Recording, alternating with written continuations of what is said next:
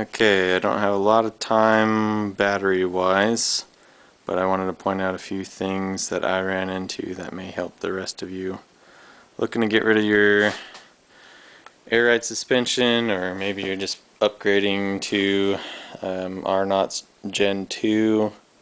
I got rid of the airbags altogether and just went for the, I don't know if you can see those, they're Bilstein coilover kit.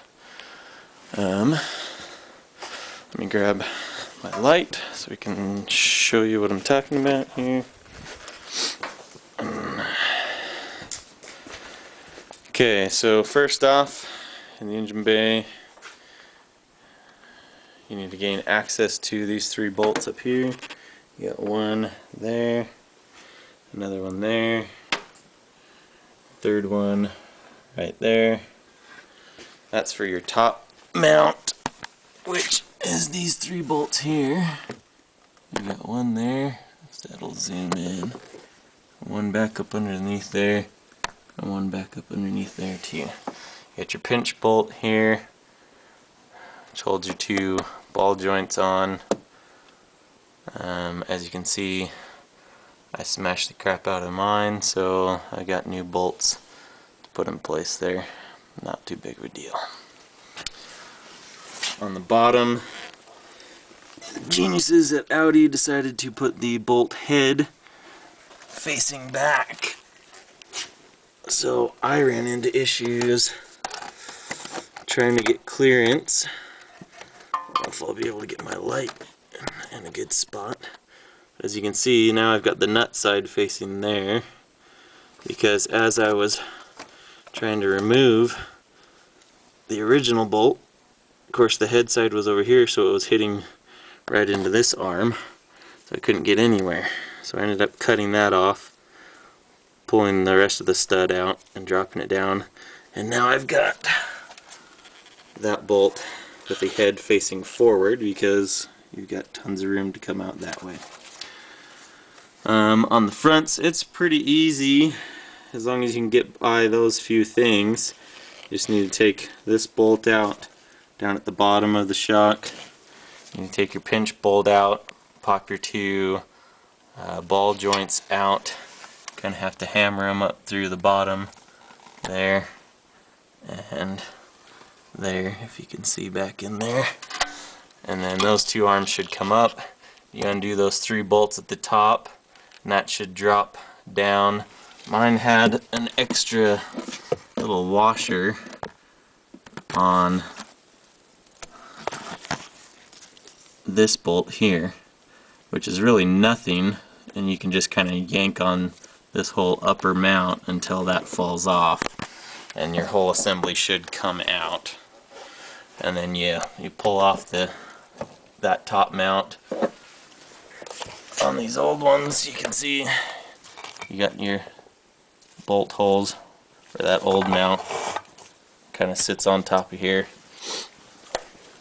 So that's the front. Those are pretty easy, as long as you don't run into bolt issues like I did.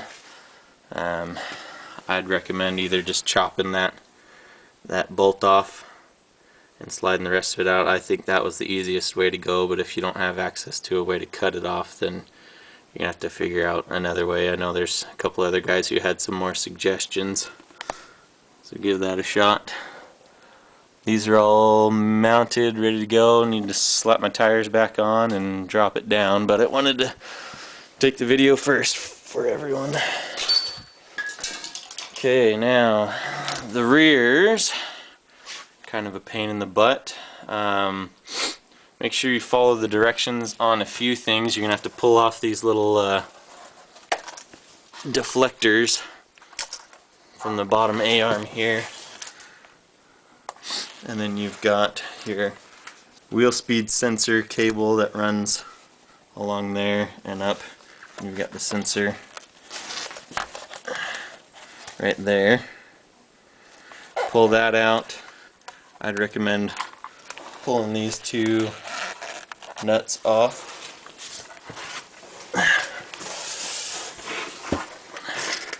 That one right there.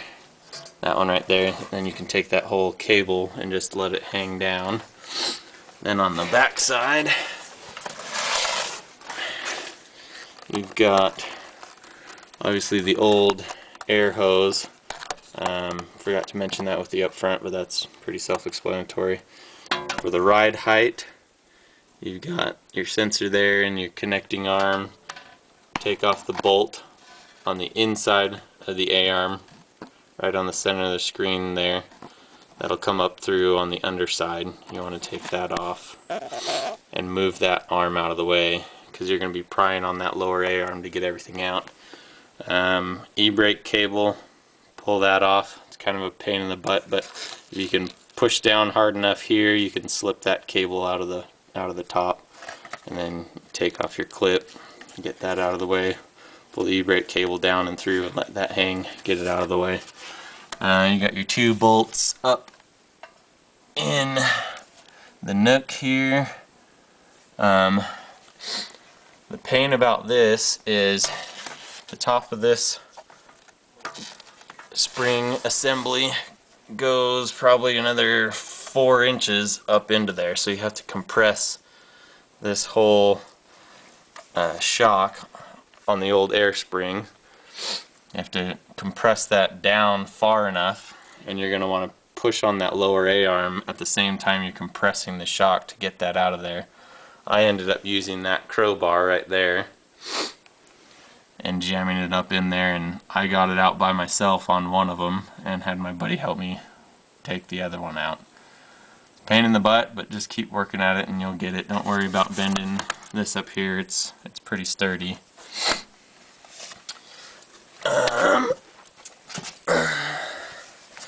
The other issue that I had trouble with is the eccentric bolt right here on the other side.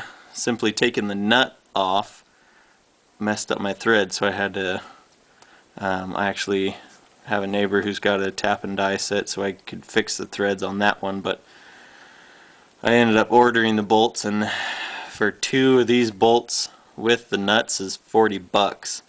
So if you can avoid screwing up any of those, definitely take your time. I cleaned them off with carb cleaner and then put some PV Blast on the nut side, which is the other side, and it still messed up the threads. So you never know, but got it back on. Got everything mounted.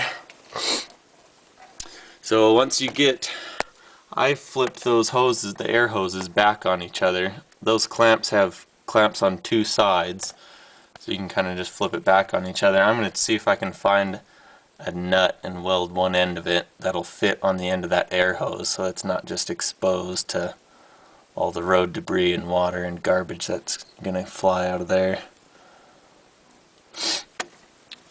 So get your old ones pulled out. I had to slide the new ones up. Let's see if I can get a good shot of this. Okay, so the new ones I had to slide up through the A-arm here into the top and get the top mount kind of set up in there, and then really pry on this lower A-arm to get that bottom to seat down in the well there.